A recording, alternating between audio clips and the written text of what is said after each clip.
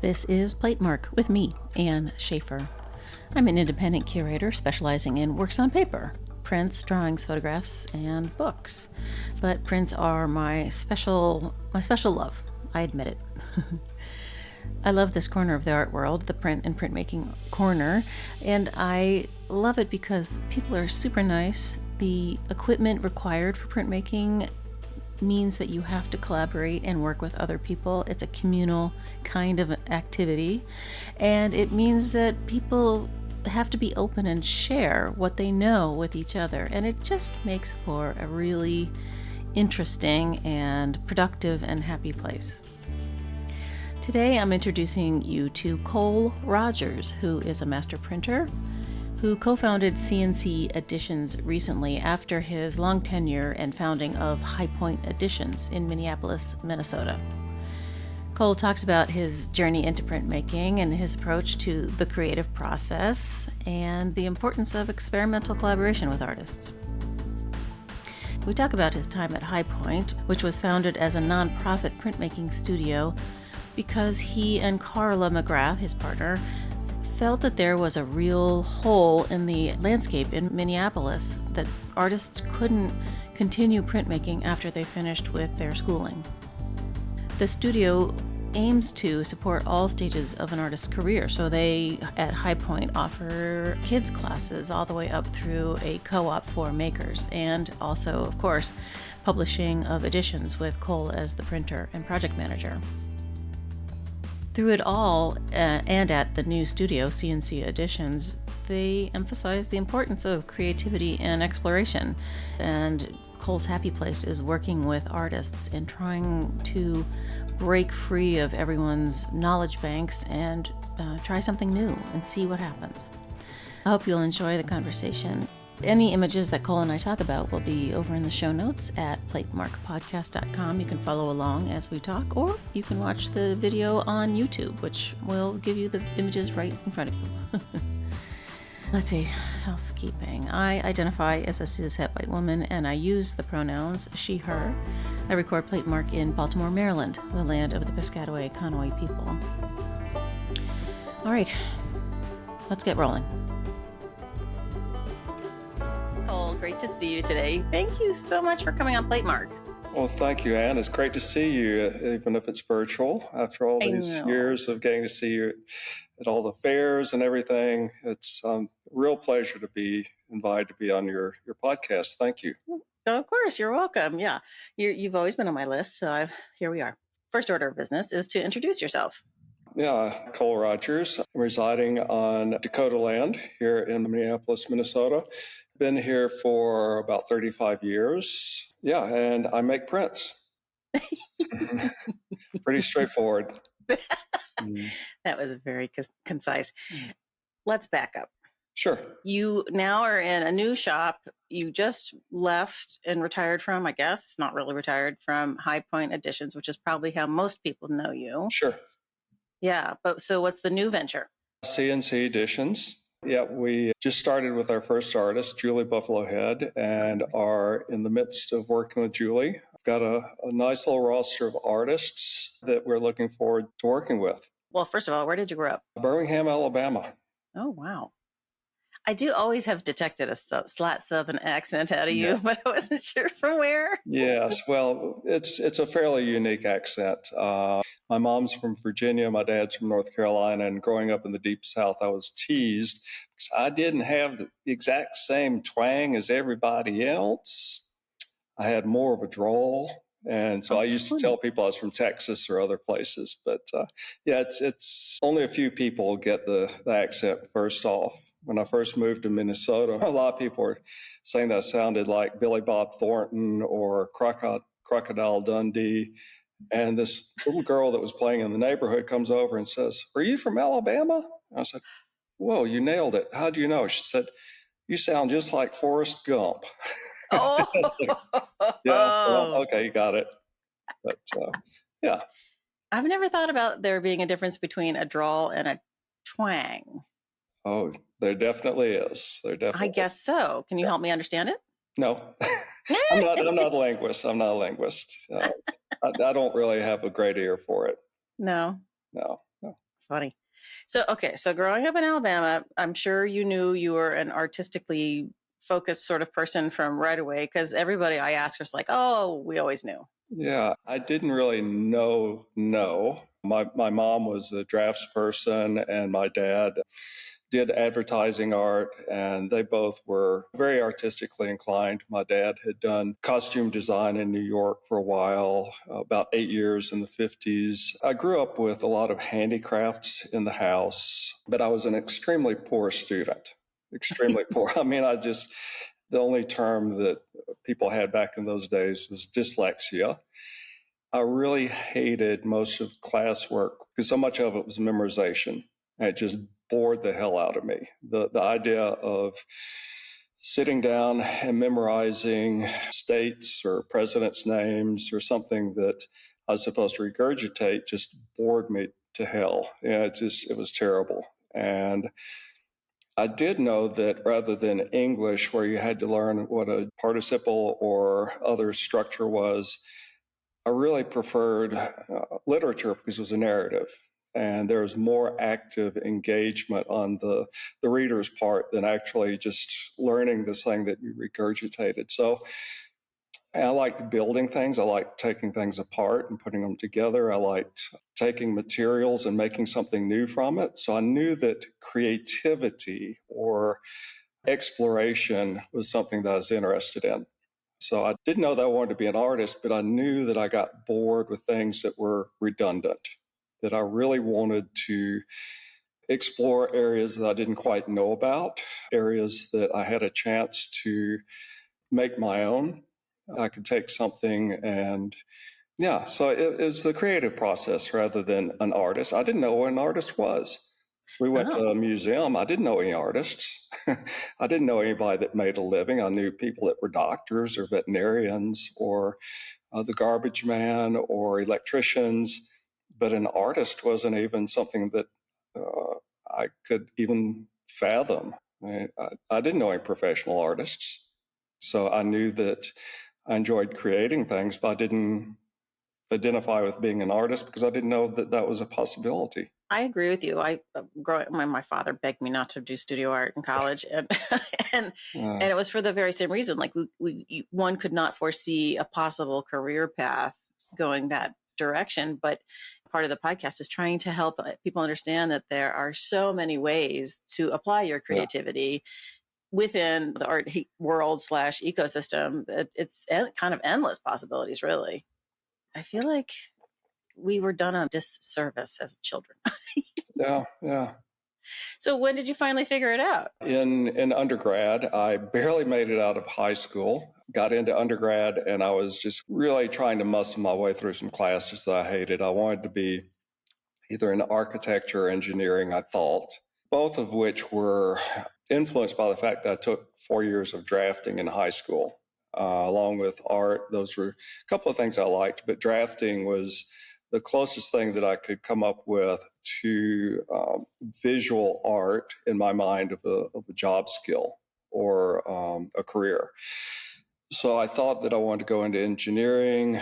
But once again, all your core classes were so rote oriented. I took an art class, and it was with this big burly guy who rode on a Harley and was not your average artist, John Dillon. And he was very inspiring, even though one of his first classes, he told everybody that if you could do anything in this life and make a living and be happy at it rather than art, that he would suggest doing that because you would make a better living at it. He was very straightforward, but he said, if this is the only thing that you can do and be happy, then do it. And I was faced with intaglio, which was just the kind of resistance that I needed. Some people need resistance when they're making things, and some people like a more direct approach. And personally, I liked materials that would resist a little bit. And you have to figure out how they want to work. It has to be a collaboration with the materials, because a painter might go straight forward at something, whereas a printmaker oftentimes has something that's between them and the surface or the outcome. And you have to negotiate that outcome. And for me, it was figuring out how to get things to work. And like I keep saying, it's a negotiation or collaboration with those materials. And I just fell in love with it. It was something that, there's that what people term the magic moment, or the little gift that something happens that you didn't expect. And those were the kinds of things that really drove me forward and what made me keep wanting to try and see what I could find at each turn. Each new technique gave me more and more opportunities. And it was just something that I wasn't finding in the other classes. And after a very short period of time, I really realized that that was what I wanted to be studying. That going into a classroom and being given something where I took down notes, and then at the end of the class, I was supposed to regurgitate or put down those exact same answers, was not something that really inspired me. I just was not inspired by that at all. Huh. When you say resistance, do you just mean that it's non-direct, it's not linear, that there's some thing you have to go around and negotiate? Or do you mean that that's what you mean, right? All the above, yeah. Okay. And a story that I use a lot is in graduate school, a trick that we would use in Art 101. Part of it was send them out to get sticks to make drawings. And you never told them that they were going to actually have to draw with a stick. They thought they were going to draw the stick, and they'd get back and they'd use the stick with ink, and they'd have to dip it in the ink and use that to draw with. And it really pissed them off. They were just livid. They hated it. What they wanted to do is get out their number 2 pencil that they'd sharpen to a really sharp point that they felt comfortable with. And the drawings that they would produce were some of the best, most intense drawings because they were fighting. They really, there was more expression there than the little squeaky number 2 pencil where they had the safety of that eraser. The intensity that that experience brought to it really informed the outcome. And that kind of resistance sometimes helps focus the mind and focus your intent.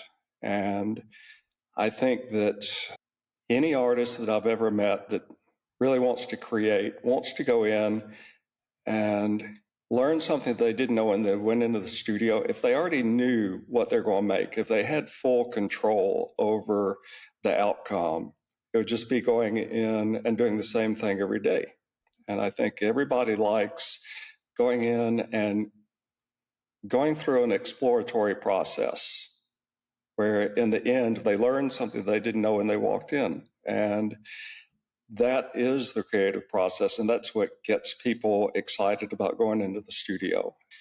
Sometimes that resistance, or you go back to stories of, say, Kandinsky walking into his own studio and the painting was upside down, or it takes sometimes that, quote, happy accident, that thing that makes you go like, wow, I didn't know. Early on, when I was a young printer working with an artist, I told Eric Avery how to mix something up. And I said, after you've shaken it up, there'll be foam on top. And you spoon that off and don't use it. Of course, he used it. And it was beautiful. And working with artists, oftentimes the exact same thing that you're not supposed to do is what you have to do to figure out a new solution to an old problem. If you keep doing the same thing over and over, you're going to get the same thing. And right. So that resistance sometimes helps you get over yourself. Okay. If any of that makes sense. No. It makes complete sense. But I'm thinking back to my own very, very short moment in studio art, thinking first they want to teach you how to render a thing, right, with your sharp HB pencil. I don't know how long it takes for everybody, but it takes some amount of time to get to that precipice where you're able to open yourself to fucking up. Oh, yeah. Right. Yeah. And I never got there, which is why I stopped doing it. Because it's a leap of faith. Yeah. Yeah. And, an artist really needs to be able to walk that line. And if you're afraid of failure, then you're afraid of creating. Any kind of research that doesn't have a certain amount of failure involved means you're not pushing your own ability, pushing the materials. And there's nothing wrong with tearing something up. Jeff Sipple, who I studied with, said that the person he studied with lithography said, don't be afraid of the graining sink. Go back. Sometimes you need to tear something up. And that goes back to my own experience with trying to write, was oftentimes I'd be writing and I would have a turn of phrase or a sentence that I really, really liked, and it was precious. And I would try and massage a whole paragraph to fit that one sentence. And if I would just throw away that sentence, the whole paragraph could be better. And that sense of preciousness you have to let go of. If you're afraid of taking that leap of faith, stepping into that place where you don't know and being uncomfortable for a bit, then you're probably not going to find progress. Does this inform who you invite to come make work with you? Yeah, because most of the time, someone who is making lithographs on a daily basis, then to bring them in to make a lithograph might not make sense because they're already doing that. That's something that's part of their practice. They know how they like to do it. I really like working with artists who either haven't made a lot of prints or have an experimental approach. And as a collaborating printer, I try not to hold onto the reins real tight and tell them each step. I really want them to explore the medium themselves. I hope it's a journey that we take together, not that I'm leading them. It's kind of like the difference if you go on a guided tour and somebody explains everything to you, then and interprets what you're supposed to be seeing at the end of the tour. It's been completely curated and selected by what they've wanted to tell you. And as a collaborating printer, I like giving artists materials, and if they knew the process, they would do things in a particular way. And they would do things the right way. And since sometimes they're not familiar with it, they want me to do something that I don't know how to do.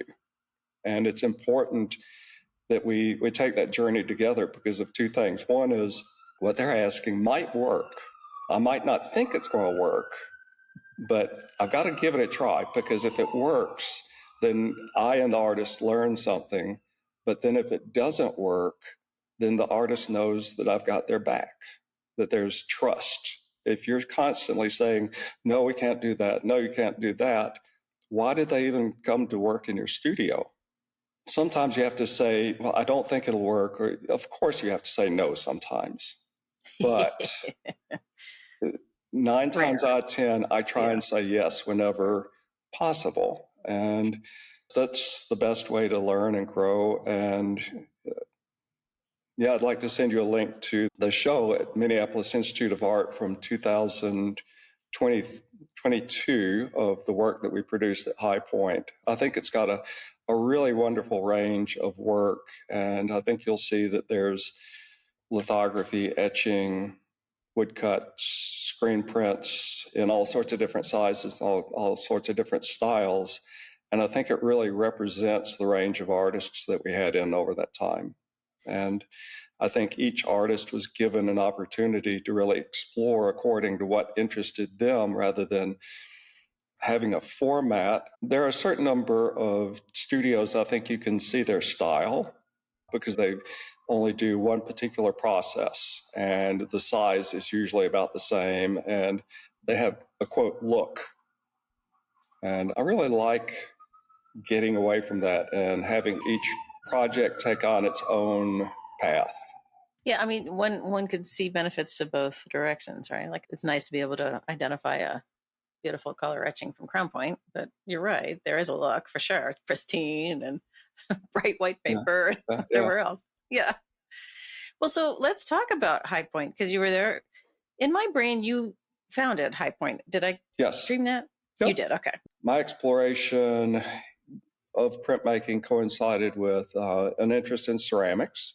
Both are studios where you share space with other people. and you share the excitement of unloading the kiln or whatever. And there's a lot of kind of cross fertilization going on in the studio. And I always loved that. I went to Ohio State, got the same thing, Tamarind Institute at Tamarind. I didn't really realize that June Wayne, I just thought that Tamarind was a place where you went to study lithography. I didn't realize that in '59, when June Wayne started it, there was this idea that it would produce master printers that would go out and start studios. And I had no interest in starting a studio. I didn't even have any idea that that was part of the curriculum. But as part of the curriculum, we had to propose a studio and we had to put together a business plan. And this was in '89 at the end of a cycle of very inflated art prices, and the art market collapsed. A lot of people had been purchasing print speculatively.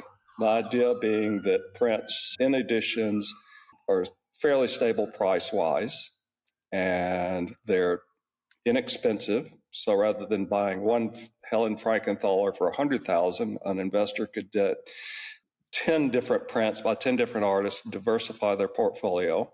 So when the market crashed, all those prints went back on the market, and the idea of starting a studio that was solely publishing made no sense.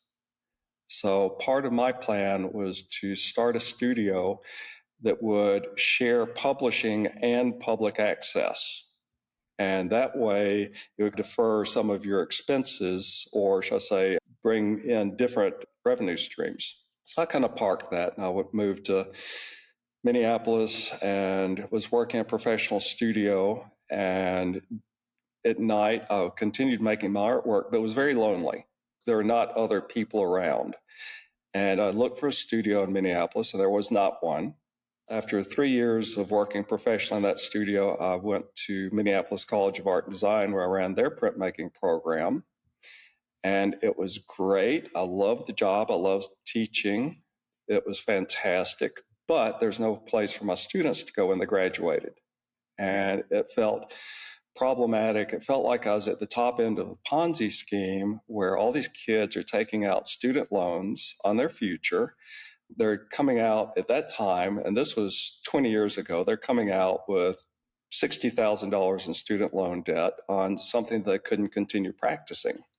You know, there wasn't a lithostone in Minnesota that they could draw on. So I got to thinking somebody really needed to start a studio, and I met Carla McGrath, who was at the Walker Art Center teaching kids, and she was looking for an etching press that she could use to teach kids coming through the Walker printmaking in conjunction with the Frank Stella show of Tyler Graphics work. One night, we were doing an adult class, and after the adults had left, we were cleaning up after the class, and I told her about this wacky idea of starting a studio. And she said, would there be a place for kids there? And I'm like, nah, I don't think so.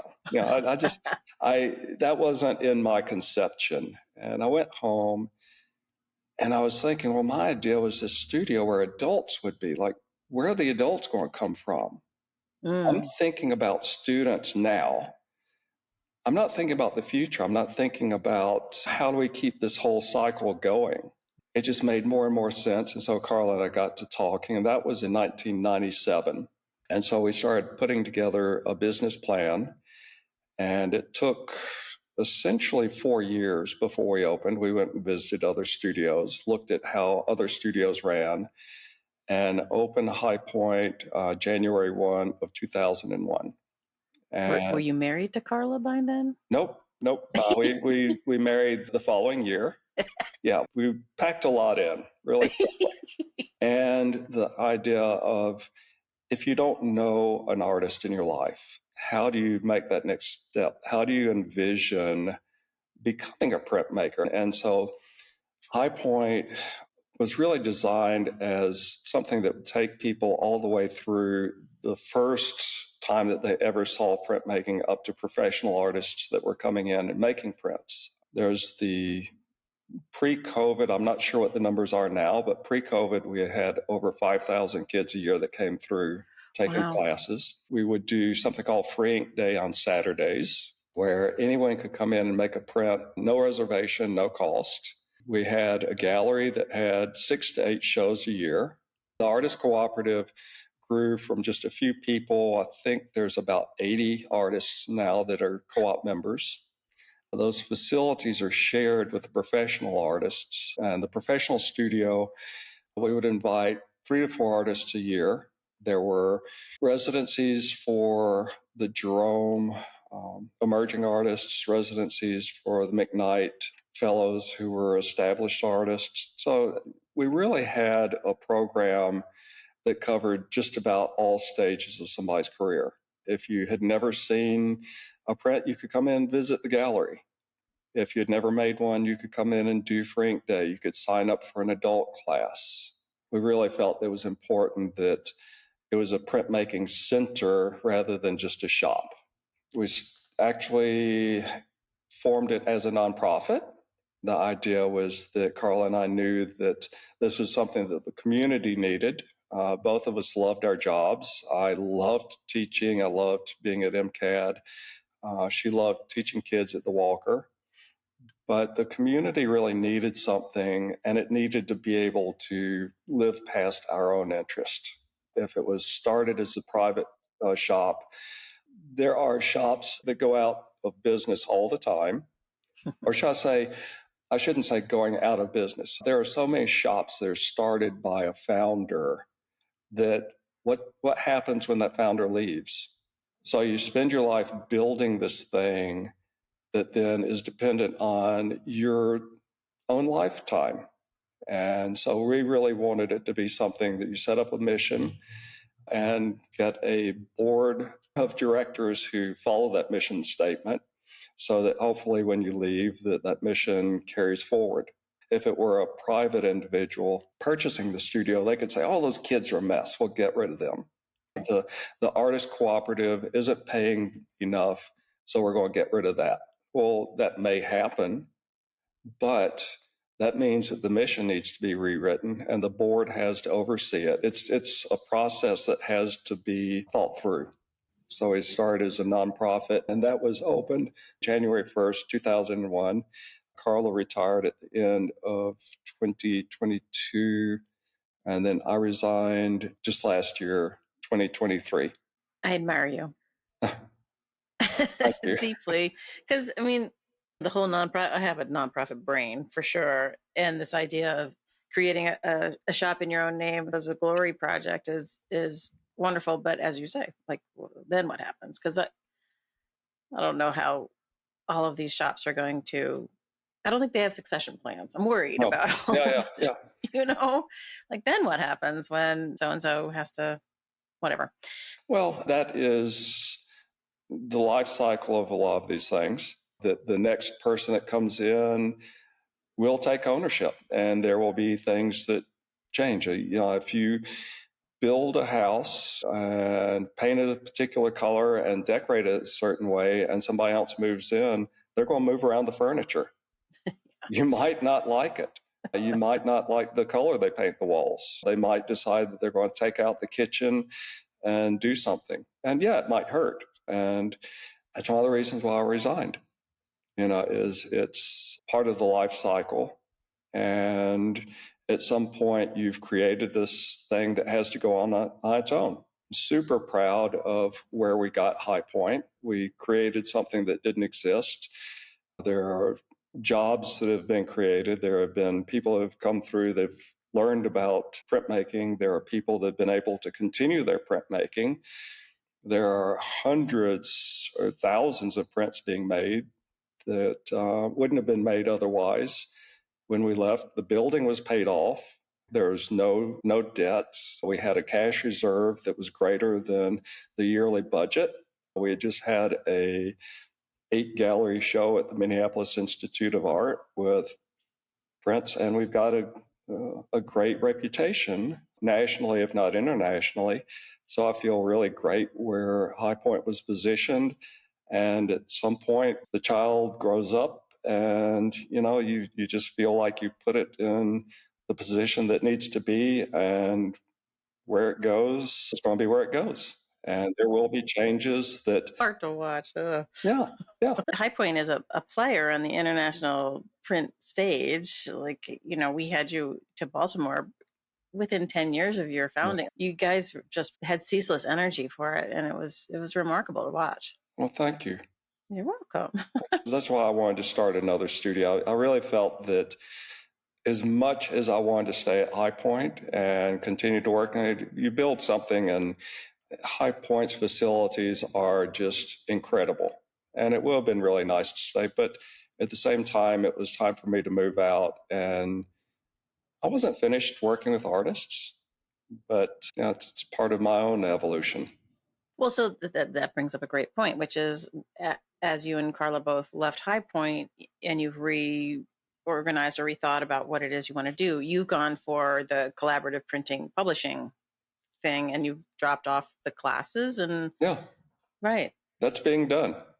Yeah. Well, okay. All right. Yeah. And it's like when we started Highpoint, people said, are you going to make paper? Or are you going to do letterpress? And it's like, well, Minnesota Center for the Book Arts has got that covered. Or are you going to do this? With trying to cover too many things and mission creep, it just makes things harder to focus on what really needs to be accomplished. And Highpoint is 3 blocks from this studio. They have got an artist cooperative. They are teaching classes. So that's covered. So that's off of my plate. I don't have to do that anymore. I can concentrate on what I really love doing, which is working with artists and making prints. Okay.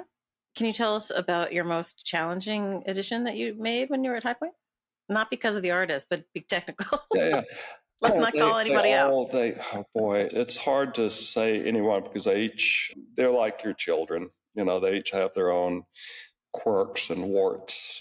One that was incredibly difficult because of some of the smallest things were Mungo Thompson, some Pocket Universe pieces that were made with foil that was incredibly delicate, and just any speck of dust that was trapped under the foil would show. And then there was some problems with something called galvanic corrosion that was coming up on the finished pieces, and it would tarnish.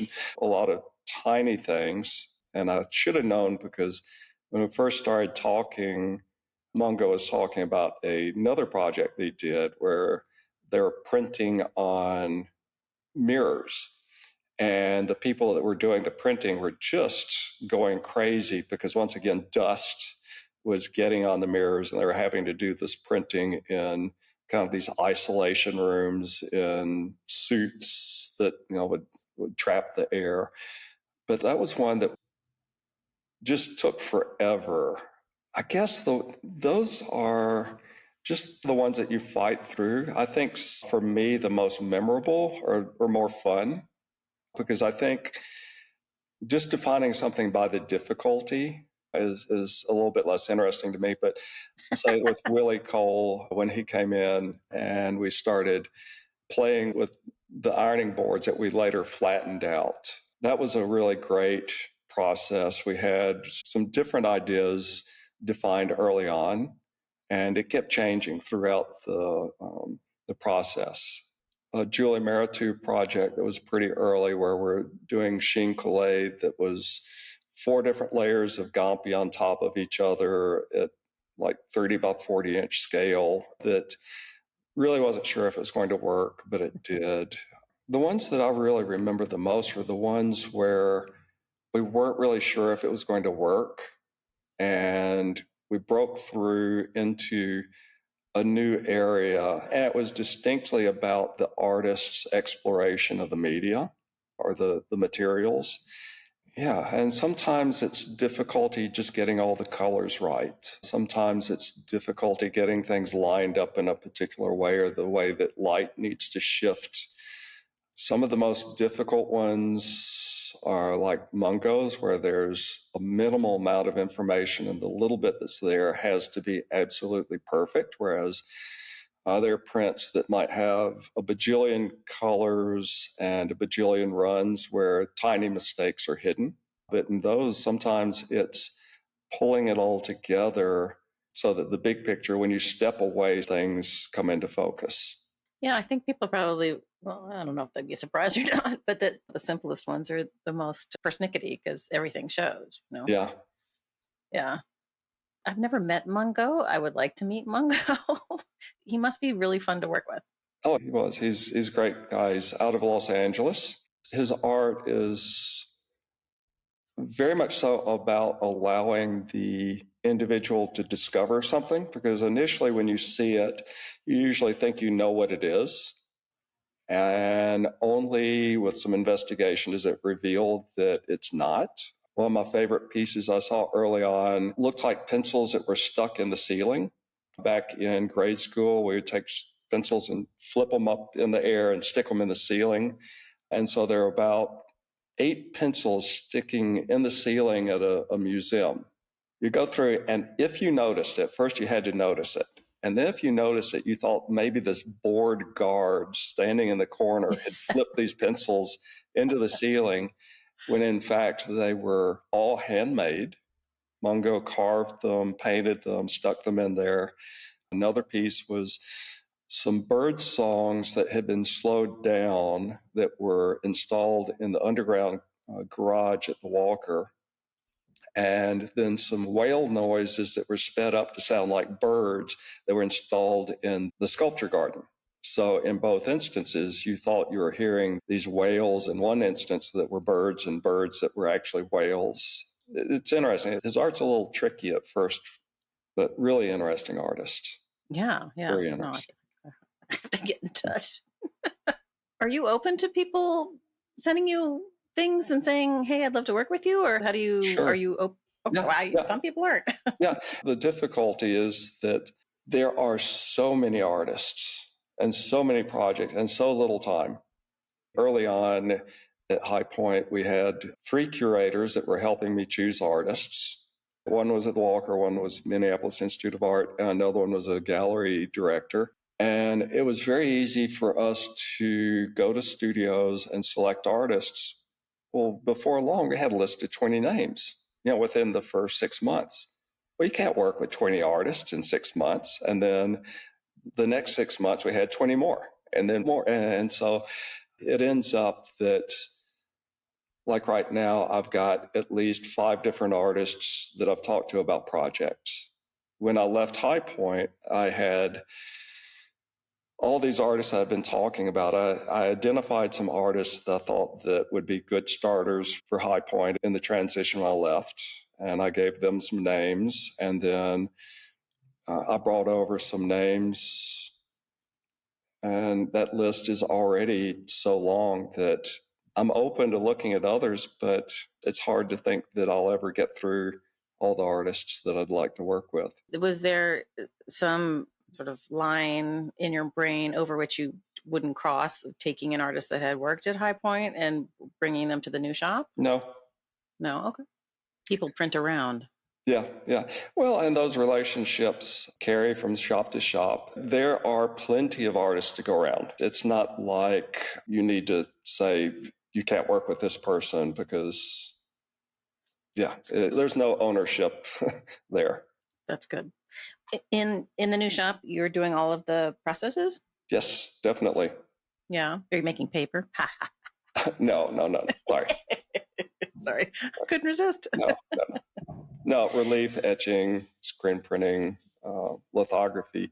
We've started out with screen printing and lithography, and it's hard. We've only been working in the studio for the last 7 months. So actually getting the electrical, plumbing, ventilation, everything open, we've barely gotten started. Did you have to source all new presses and things? Not new, but new to us. Right. Etching press that came out of Texas, a litho press that came out of California, a screen press that came out of Chicago, a bunch of stuff that came out of Jack Lemon's studio in Santa Fe, a drying rack out of Canada. So it's a mix of equipment. I think people who aren't in the actual making of prints world probably don't realize how big a network of people there are, and that everyone knows where the equipment goes, and there's always somebody who knows where to find something. Yeah, I think it's fascinating. I still want to write a book about which press came from whom to where, to the provenance of the presses, because they've always been it someplace really is. cool. Yeah, yeah. And that's important to remember because there's a certain continuity and appreciation for tradition that doesn't mean that you need to be bound to it. But I think it's wonderful that you have some sort of a grounding. Yeah, I don't think it would be a bestseller necessarily, but it would be, Yeah, yeah, it'd be on every print shop shelf, maybe. yeah, yeah. Of course, it'd probably be better if you did it online as a changeable document because people, move and close shops and things move, right? All the time, Yeah. constantly. So, And that's the funny thing is most all of this equipment just came available right as I was thinking about starting a studio. And it was kind of overwhelming having all this equipment coming to me. Just all of a sudden it's available and it's like, oh, now I got to get a space. Now I got to get the space running. I see you have a garage door behind you. The Oh, new yeah. space what was it before? It was an extension off of an existing building. We think it was probably a auto repair place, but when we got it, it had previously been a personal training space. Oh, So it was nice. It was a big open space with lots of light. And the garage door is wonderful for getting in big pieces of equipment. And it is ground floor. yes, very, very key. Yeah. Do you have a gallery space attached? Nope. Nope. Want one? No, don't want one? There's only so much you can do at one time. So maybe one day, but got to do one thing at a time. Trying kind of going back to the idea of focus and staying away from mission creep. Right, mission creep. Oh, that's a good one. And is Carla the business person? She is involved. I assume that's what C&C is, Colin Carla. Yes, well, it's definitely a nod to the last 25 years of what we built. She definitely is a sympathetic ear when I come home and like, oh, this didn't work or that didn't work.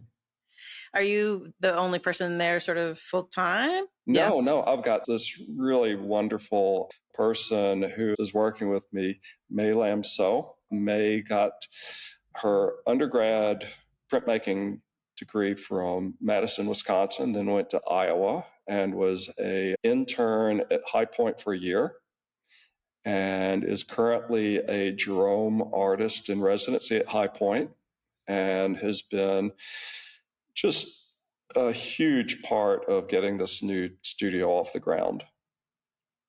Just a very, very incredible person.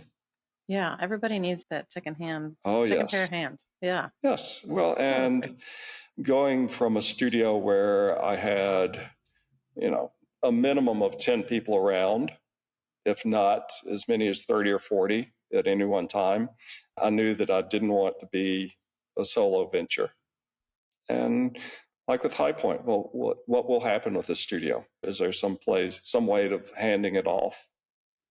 You're already thinking about the succession plan. Well, I'm not designing it, but I'm thinking, yeah. Going back to your idea of the provenance of presses, I think all of us like the idea that once we move on, that there is someone else that's going to pick up that press or that roller and continue using it. That we're just all stewards of our profession and this equipment, and our time with it is brief, and we really want to know that someone else is going to carry it on. Yes, here. Yeah. It's that challenge of throwing yourself once again into the unknown and working with what you're given. And that's exciting. That's really exciting. If you knew what was always coming down the pike, and I tell people a lot of the time, the last print that I would ever want to make is a very particular size, a very particular color. Everything's known. And you start out and you might as well be making stop signs. What it's going to read, what the colors are. It's like, what's fun about that? You're putting ink on paper, but what's the challenge? What have you learned that you didn't know? And so I think any chance to throw yourself into that kind of a learning experience and Yeah, it's challenging. It's scary. Control is an illusion. I mean, come on. Yeah, who would want everything to be known? We think we do, but that would be a pretty boring existence. Yeah. It's the surprises in life. The things that you didn't know were there. Right. Yeah. I like a certain amount of predictability. Yeah, I confess. yeah. But I completely appreciate your joie de vivre. I mean, it's really admirable, and I feel like I need to take more risks. Well, and also risks come in all different shapes and sizes. Right. And what's risky for one person is not risky for another one. I have a fear of public speaking, and so for me to speak publicly, that's a bigger risk than it is for someone else. And so maybe I'm taking risks in different areas. I think we all have to figure out what works for us and what doesn't. Yeah, I would not have known. I don't think I've seen you speak, have I? Oh, I feel yes. like when you and Carla came to the BMA, the Baltimore Museum, for one of the print fairs, and we gave you the award for that year for being amazing and fabulous, I'm wondering if Carla said something to the crowd instead of you. I can't remember now. It's a long time ago. I did. And I was so terrified that you looked at me and you went, I did? to ask me to smile because I was so terrified. I think I was probably gritting my teeth. I'm sorry. No. It was it was helpful. But being dyslexic, the very first time that you speak publicly is reading in front of a class of your peers. At some point, the anticipation gets scary and the fear takes over. And so that was what I've always associated with public speaking is that fear. I think that's fair. I Yeah. mean, you were rarely fearless in other areas of your life, so we're going to allow you one. Oh, thank you. But the dyslexia, I think you and I are just about the same age. And I don't know that you or I had access to specialized teaching as kids to get you the toolbox you needed. No. Baltimore has two excellent schools that deal specifically with issues of dyslexia and learning challenges. That just was not a thing we even knew about. No.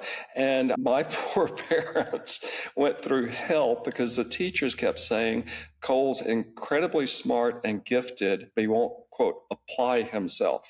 Right. That I was being lazy or I was just not paying attention. Well, I was not paying attention because you're asking me to memorize things that I had no interest in memorizing. And that's just not the way my brain worked. You're boring me to death and then telling my parents that I was being a bad student.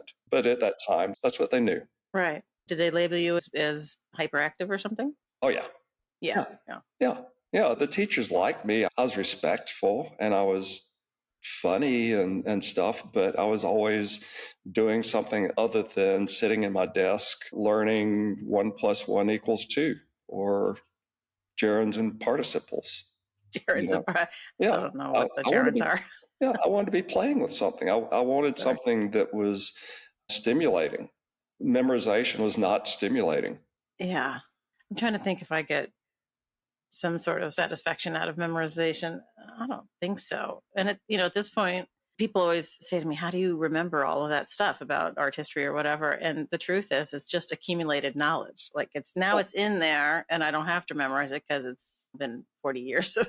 Well, and maybe the way it was presented to you was interesting, so you remember it. Yes, I would say. I mean, art history, I always loved art history. And there were moments where I was like, ancient Egypt, I'm not so sure I'm, give a flying whatever. But when we started getting into modernism and stuff, I was fascinated by it. And the teachers were engaging and all that stuff. And that made the whole difference. Yeah. I kind of carried that through when I was teaching before a class pretty early on. I thought, why do we give a syllabus at the beginning? That's the first thing you do. You walk in and the teacher says, here's your syllabus. And they walk through, we're going to do hard ground etching on this date. We're going to do soft ground this or whatever. And none of that means anything to someone. And so what I would do is like for lithography, The first thing is we would grain a stone, draw on it, process it, print it, or like when it came to trying to memorize artists, we wouldn't do that. We would put up slides, something that was more interesting. And then you introduce like the structure. But if the first thing that you're hit with is a structure and there's no flesh on it, how do you relate to it? And I think if somebody gives you a narrative or a way in, that then you can build a structure rather than structure being more important, if that makes any sense. Yeah, And for sure. I think some brains just latch on to learning in different ways. That's, again, when I go back to collaborating with artists, artists have different approaches to making things. And if you try and put everybody in the same mold, if you expect everybody to be able to relate to etching, no, there's somebody that lithography is going to do better. And when I was at Highpoint, I would usually start an artist on 2 or 3 different media, not making art. The idea was play with this, play with that, work in the studio for a few days, go back to your studio and kind of marinate. It's like, was this lithography thing really interesting? Or no, I never want to do that again. Or screen printing, there's something there. Let's try that. Yeah. And I always wanted it to be their journey and something that they were finding of interest. And it's like, let's try this rather than fitting everybody into the lithography mold. Because not everybody's going to respond to it that well. Not everybody learns that way. Do you have an understanding of your approach to assessing a work of art when you go up to something new and the process you go through to try to decide if you like it or if it's good or bad? Or do you have any sense of that? I'm getting really curious about it because mine is very specific, but I had never thought about it until not too long ago. And I was like, oh, I do have a thing I do. I do not. I have not tried to define it. I probably would if I went through a process of trying to define it. But generally, no. I think I would say that I try and approach it on its own terms, but I can't really, no, I've never really tried to define it. Yeah. I don't have a specific process. I ask because I'm giving a talk soon about how you do this. I'm like, well, I think I do it this way, but maybe nobody else does. I don't know. How do you do it? Mine is usually just like a list of questions that kind of rapid fire. They're in 2 columns, one being formal and one being content / emotional, intellectual. Something has to grab me graphically, like it has to be a composition that pops or something has to draw you in. And then it's just this lineup of, is the artist getting across what they're trying to say? Can we grasp what they're trying to say? Are they saying it with too many things? Have they edited out some stuff? Like, it's just this kind of like, and then what happens is I get a slideshow going in my head of artists they should look at from pawing through box after box after box in various print rooms. I'm like, oh, you need to look at, Ruth Asawa or whoever. It's kind of random. It's not very structured, but it's kind of scattered. Well, it's kind of scattershot. Sounds structured to me. Yeah. But then Ben and I talked this out a long time ago on one of the early podcast episodes, and his is all about reverse engineering the making of and the decisions that went into every element. And then he's a very structure oriented person, and he has this whole like diagram in his head. Yeah, that's not how I think. Both sound much more structured. I think that mine is much more visceral initially. I think that I go through what you're talking about kind of after the fact. If I need to define or explain my reaction to someone else, but usually mine is pretty much so either I connect with or I don't. I think the strongest reactions are the things where I kind of don't know what it is right at first, where it gives me a little bit of a pause. And I have to figure it out as we go. May I introduce May? Sure. May, would you come say hi? Hello. Okay. Welcome to the podcast. Yes. So this is the other major part of C&C Editions, who is here working with me every day and has been an incredible help putting together the studio. That's great. Well, you're both lucky people. Yes, we're both very lucky. Yeah. Yep. That's great. I didn't want to miss that. I think I have the same questions you do, but they come later. Yeah, I try to speed up my ability to identify these things just because I started doing critiques when I was a curator at the BMA, and I had never done them. And I was like, I don't know that I can process stuff fast enough to be able to have a reaction, to be able to tell you anything that's useful or helpful or, all that stuff. And so I worked on it. Yeah. It's not easy. No, critiques are hard. They're very hard. And that's something that I struggled with when I was teaching, was trying to get students comfortable with critiques, because critiques are so difficult to get when you're out of school, and the chance to have a room full of people who are visually trained to give you feedback. And all of a sudden you're out of school and you're trying to make as an artist and you're in your studio. And that's once again why I like printmaking studios, is you pull that print and there's a good chance that there's somebody else there that can give you that little mini critique. That extra set of eyes is really helpful. Maybe it gets you to a place where you see something that you wouldn't have seen on your own or right away. Yeah, no, I agree with you. And I agree with you about this sort of being taken out of your own head, which is, I think, a little harder for me with prints because they're framed in this very, but there's something about the all-enveloping atmosphere of a sculpture that you're in, like the Naumann Tunnel. We went to one of the James Turrell courtyards where there's a square cutout in this pavilion ceiling that was lit. And so you compared the colors to the sky as the sun was setting. And it just kept shifting, what was forward, what was back. Like you just couldn't tell where you were. It was spectacular. Spectacular. I couldn't get over it.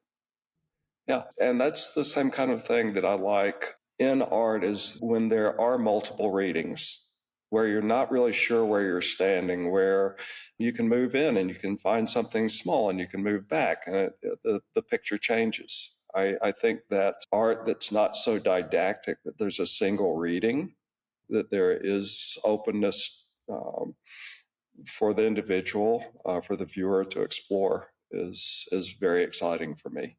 Yeah, I agree. Yeah, nicely said. What's coming up? I mean, I know you're getting rolling here with C&C, but anything you want to tell us about coming up in the next couple of months, year or so? No, just working with artists. I've got a nice roster of artists I'm very excited to get rolling with. And stay tuned for more. Yeah. And again, I hope that it's kind of unfolds on its own. There are certain artists that I like to work with, and I want to see how the projects unfold. The term master printer has always been problematic for me, because I feel that it comes from the Guild Ages, when you'd have a master silversmith or woodcarver or whatever, and those people were in charge of the work. It didn't mean that every master woodcarver was equivalent in skill or ability. I mean, I think it's a job title, and I like thinking that I can learn things, and thinking that with every artist that comes in, I can go like, oh, that's, I didn't really expect that to happen. And so that's what I'm looking for in the future of C&C Editions, is continuing that discovery. Nice. Well said. Cole, it's been lovely talking to you today. I so appreciate you coming on Platemark. It's been a real pleasure. It's a real treat for me. Thank you so much. I really appreciate you reaching out. You are very welcome. Thank you for listening to this episode of Platemark. I hope you enjoyed it as much as I did. Thank you to Cole for being a wonderful guest. I wanted to talk to him for a long time. I wanted to issue a quick reminder to everyone to mark your calendars for the last weekend in March for the Brooklyn Fine Art Print Fair, a new print fair that will be occurring alongside the IFPDA fair. It will feature some 70 exhibitors, including some self-representing artists and some really wonderful print producers and publishers. All right, thank yous as usual go to Dan Fury for being my sound editor. Thank you so much, Dan, and also to Michael Diamond for the use of his original music. Thank you to Lee Turner and Skip Barnhart for sending me sounds from their studios for me to use at the top and bottom of the pod in that soundscape I produced. Images that Cole and I talk about are over on the show notes at platemarkpodcast.com, and I think that might be everything I need to say. Oh, well, think about becoming a supporter. That would be useful for me. Thank you. It's just me. It's just me. All right. We will see you next time.